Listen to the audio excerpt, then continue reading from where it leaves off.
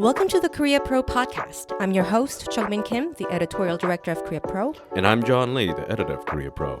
Join us for a weekly 15-minute conversation as we dive into the most pressing stories shaping South Korea and dissect the most complicated ones for you. From politics to culture, technology to society, we've got you covered. So stay ahead of the curve and never be sidelined again. So get ready for a fresh perspective on South Korea's news. This is the Korea Pro podcast. We are recording around noon on Thursday, March 21st, and we are reaching the end of the party politics fiasco about all the candidacy nominations this week. Finally. Yeah, technically the final candidates are registering starting today on Thursday, and when you get to listen to this episode, it would have all been almost finalized on Friday. Amid the wrapping up of the nomination, although the fiasco is still ongoing in both major parties, there was a round two rift between a major bromance figures, Han Dong-un and Yoon Suk-yeol. What happened? Well, what happened was firstly, the president appointed his former defense minister, Lee Jae-myung, as ambassador to Australia. Which we discussed multiple times. But just to remind you all, the former defense minister is under investigation right now over the death of a Marine from July last year. But he was told to go to Australia as an ambassador. That obviously has not looked very well. And so Han Dong-un said that, he did not say that the defense minister did something wrong, or should I say ambassador. He said that he should return to Korea to face investigations if he has nothing to hide. Whereas the president said that forcing him to return would have been quote-unquote inappropriate. But eventually it seems that the president gave way and Lee Jae-myung is now back in Korea. And that was amid the increasing popularity of Cho Kuk's minor party, not so minor anymore. Right. Did not see that coming, to be honest. Former DP figure, and it seems like both parties are trying to get as much centrist voters as possible. And this ambassador issue was one of the drivers in the past week in surveys. And the round two between the president and the leader of the ruling party, apparent rift, it involved yet another person that's not the ambassador, but another very senior person who's very controversial right now. Who was it? Right. The man's name is Hwang Sang-moo, and he was, until a few days ago, until yesterday, I think, President Yoon Suk-yeol's presidential aide. Now, the man was a former KBS news anchor, and you would think that considering his previous job, he would be able to think about this sort of thing before he says it.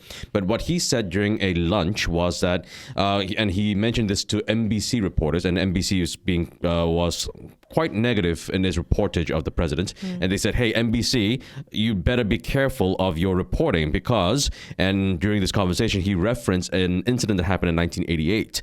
At the time, a South Korean journalist was stabbed by these military intelligence officers who were very unhappy with his reporting. Stabbed in the thigh with a sashimi knife. It was a very big deal, and the actual journalist who got stabbed passed away not so long ago.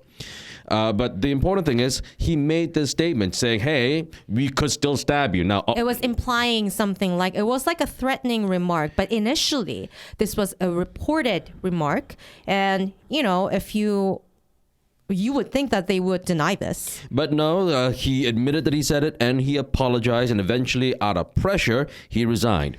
And this was a welcome news from the opposition, and it was also welcome from the ruling party as well. The ruling party, being very sensitive to this kind of thing, also pressured the presidential office to remove him. And Han was very quick after this report that although he was like, I wasn't there to hear the actual remarks, blah, blah, blah, and caveated, but still he said that it sounds very inappropriate. And then it seems like the PPP leadership urged the president, it seems privately, that he needs to be Han has this unique phrase where he says, instead of saying you should quit, he says things like, you should decide for yourself what you're going to do.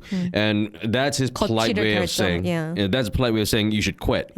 But that's something that some opposition parties, like the Green Justice Party, has been quite upset about. They said that the president should have dismissed him outright instead of letting him resign. But either way, this is another case of the president and the people around him just shooting their mouths off. Right, but there was a few days earlier this week where all the headlines were mentioning stuff like the 당정 갈등, which means a conflict between the ruling party and the government. And this is usually not a good sign ahead of elections because it shows that there is, not such a united policy views or, general mindset, not really. And also presidential office in the past year, really honestly did not seem like they were that much interested in helping PPP win, honestly.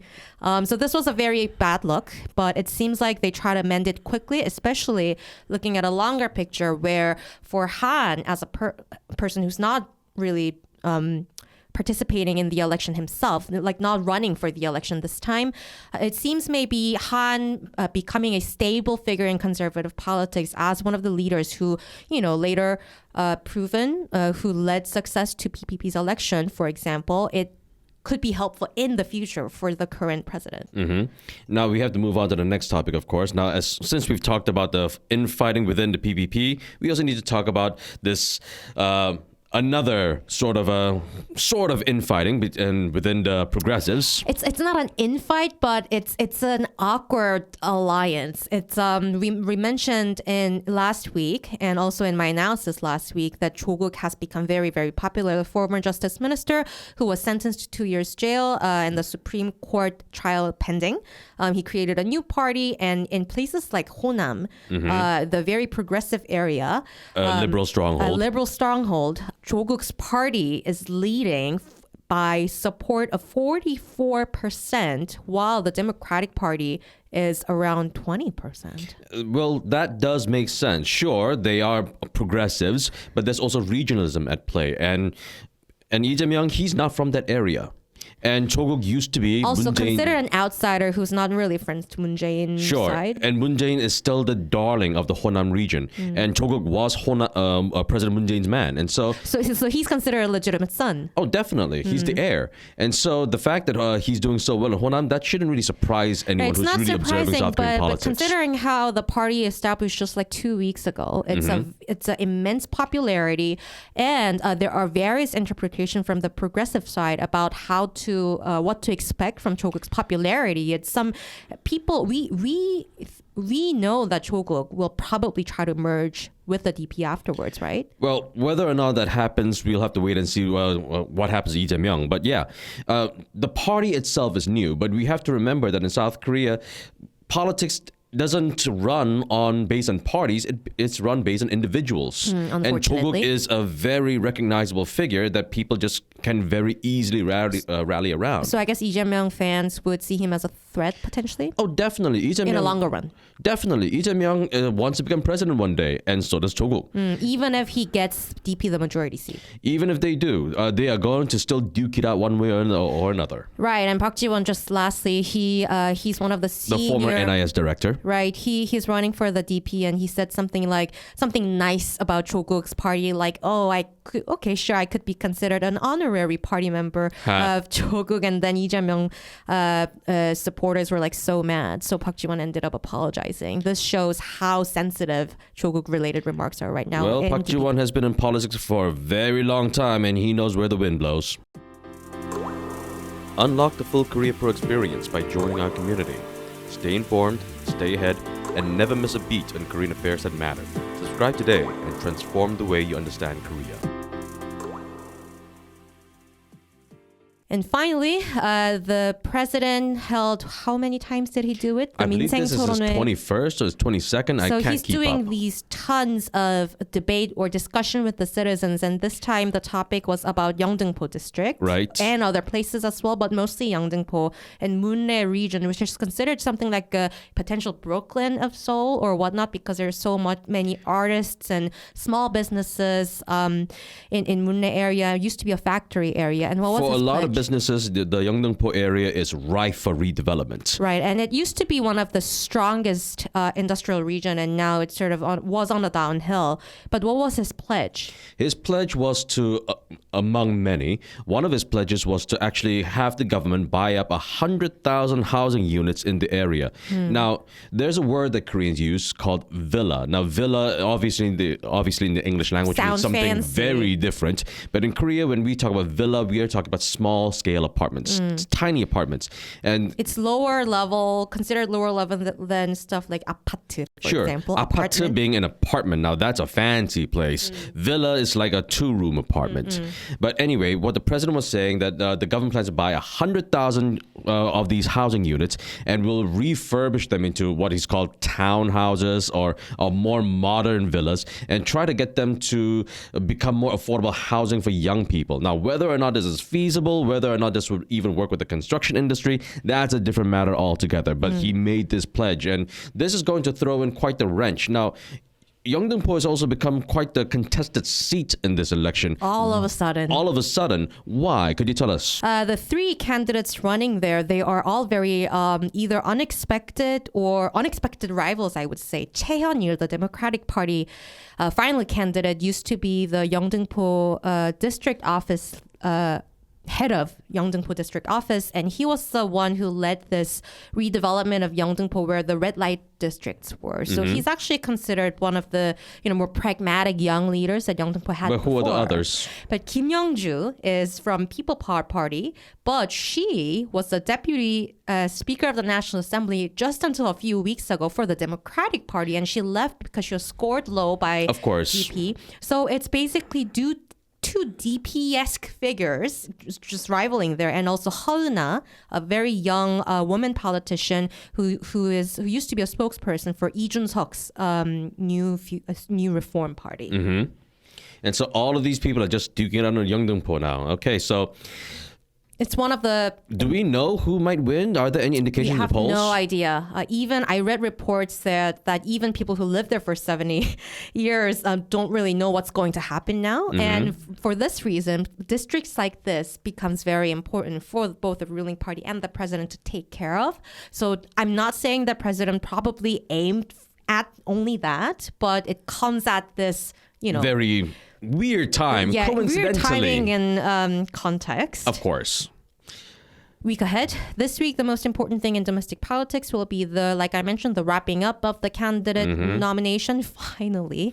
And the election campaign season will begin on March 28th. Right. In South Korea, it's not like a month long, but it's like a week long or so. Slightly longer than a week, but yes. Another thing to keep an eye on in domestic politics, which also spills over to foreign policy, is what will actually happen to Ambassador Lee Jong-seo. Will he actually be investigated or not? Or, what kind of announcement he may make or not. Personally, I don't think he's going to face any kind of repercussions. No. I think he's back for just that investigation because they need to make that appear like things are still on the up and up because elections are still coming up. Also, he was saying that he's coming back mostly for the meeting regarding the defense sector. Right. So that was the official reason for coming in. And while he's here, he's going to go back to the CIO to get to face investigations and If questioning needed, needed. Sure. And for what a fiasco, really. Yeah. And if you're a Korea Pro subscriber, you are welcome to join our March 26th online briefing on the prospects and implications of the April 10 election. This is next Tuesday. And if you don't have subscription, but you want a complimentary access to this online briefing and ask questions to our speakers, including yours truly and John and Dr. Sang-shin Lee, who is a electoral behavior expert, please subscribe for a free trial at no cost for 30 days. And that's a wrap. Thanks for tuning in. If you want to know more, sign up for our daily executive briefings. We brief you on all you need to know from the past 24 hours and why they matter every morning in your inboxes. Don't forget to subscribe to our podcast for your weekly dose of insight. And until next time, I'm Jeongmin Kim. And I'm John Lee. Stay connected, stay informed, and we'll see you next time on the Great Pro Podcast.